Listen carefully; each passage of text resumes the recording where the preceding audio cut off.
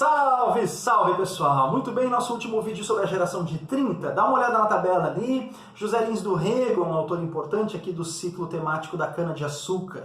Duas obras se destacam aqui. Menino de Engenho, que é um livro que traz memórias aqui, né, uma característica bem memorialística. O Descendente de Senhores de Engenho aqui, que é o personagem chamado Carlos de Melo, ele conta aqui as suas memórias, né, do tempo em que foi criado no engenho do avô. Órfão de pai e mãe, é criado pelo avô José Paulino. É curioso porque aqui a gente tem um processo em que o autor, José Lins do Rego, projeta as suas próprias experiências num personagem de ficção chamado Carlos de Melo. Tem muitas coincidências entre José Lins do Rego e o personagem Carlinhos, né? Só não dá para dizer que eles sejam exatamente a mesma persona. Existem diferenças, Carlos de Melo é um personagem de ficção.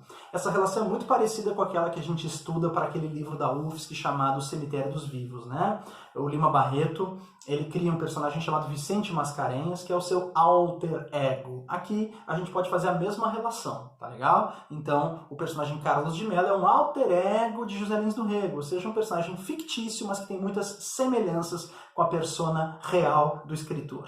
Beleza? É isso aí. Bom, o livro tem uma linguagem bastante lírica, em alguns momentos muito poética, né? Com muito andamento assim da fala regional, né? Se passa na região do Brejo, dos Engenhos, na Paraíba, mas nós temos também algumas cenas bem pesadas, que remetem à violência, que remetem à sexualidade, que remetem também à pobreza, certo? Das pessoas que vivem naquela condição de trabalhadores do engenho. Mas enfim, a gente percebe ali então que o livro vai dar origem a uma série de outros livros com o mesmo personagem, Carlos de Melo. Então, Menino de Engenho foi o primeiro, depois vai surgir, né, Doidinho, que é quando o menino Carlos de Melo vai ser internado pelo avô, vai ser colocado num colégio interno, né, para estudar.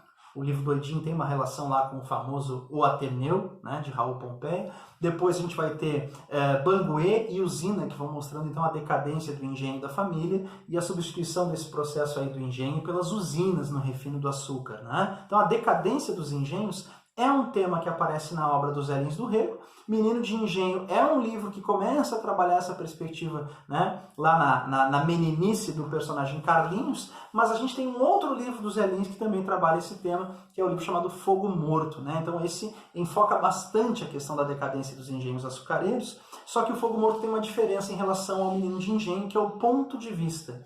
Menino de Engenho vem pelo ponto de vista do descendente de senhor de engenho, né? Quer dizer, é o Carlos de Melo, o narrador do Menino de Engenho, e o Fogo Morto vai ter diferentes perspectivas de personagens de diferentes camadas sociais, abordando a decadência do engenho, né? Ali na figura do engenho do Coronel Lula de Holanda, certo? Então, o Coronel Lula de Holanda era um senhor aristocrático, né? Arrogante, pedante, certo? Que olhava com o nariz em pé para o povo, né? Que, enfim, tem as suas, digamos assim, o seu mundo, o seu universo ali, né? De prepotência, e acaba que vai decaindo, entrando em franca decadência, até que já começa a se ver plantas lá na chaminé do engenho. Que a gente percebe, né? Que, no final das contas, o engenho é de fogo morto, ou seja, que não produz mais. Fogo morto significa justamente isso, a metáfora do engenho que não produz mais. Nisso, a gente enxerga o ponto de vista da oligarquia decadente, que é a figura do Coronel Lula de Holanda, o posicionamento dos trabalhadores, que são homens livres, que não são escravizados, mas que são miseráveis, né, que são pobres, que não têm perspectivas, como é o caso do mestre José Amaro, que é o personagem que centraliza a primeira parte do livro, certo? Mestre Amaro chega até a aderir ao cangaço, né, se torna informante dos cangaceiros de Antônio Silvino. O cangaço é um tema periférico que aparece no livro. O principal tema é o engenho de açúcar, mas o cangaço também aparece como um tema secundário.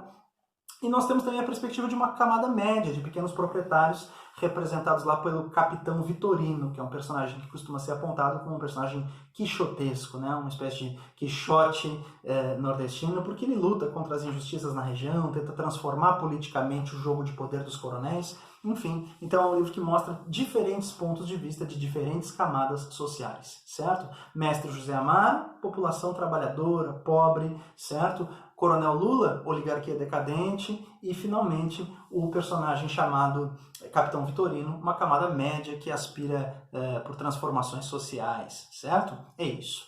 A gente encerra as nossas abordagens aqui comentando um pouco sobre o nosso Érico Veríssimo, né? Érico Veríssimo ele tem um romance histórico fundamental aqui para a literatura do Rio Grande do Sul e algumas provas costumam trazer. A CAF até já mencionou, várias provas vão acabar trazendo essa informação, então é importante a gente ficar atento. Chama-se O Tempo e o Vento, né? É uma trilogia composta de O Continente, O Retrato e O Arquipélago, né? Mas, enfim, essa trilogia chamada O Tempo e o Vento, ela conta aí 200 anos da história do Rio Grande do Sul, começando lá nas Guerras Guaraníticas no século XVIII e avançando aí até os anos 40 do século XX, né? Com a Era Vargas, enfim. Então a gente vai passar por vários momentos da história do Rio Grande do Sul, tendo como ponto de partida aqui a história, a saga da família Terra Cambará, certo?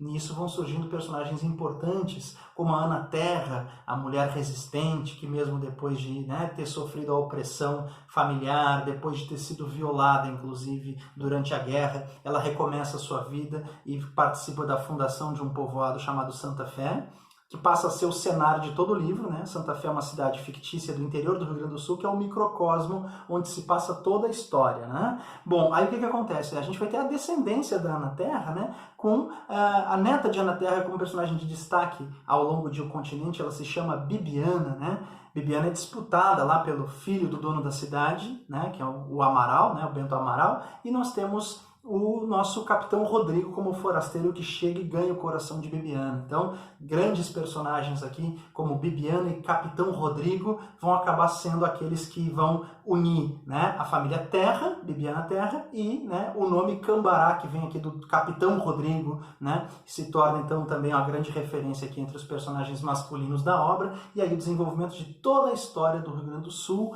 a partir da saga da família Terra Cambará em oposição à família Amaral, tá certo? É isso aí. Bom, pessoal, então a gente fez aí um levantamento das principais obras desse período, né? Todos os autores e obras fundamentais. A gente fica por aqui, desejamos aí a vocês uma boa sequência de estudos aí na finaleira da nossa apostila, tá bem? Um forte abraço e até a próxima semana.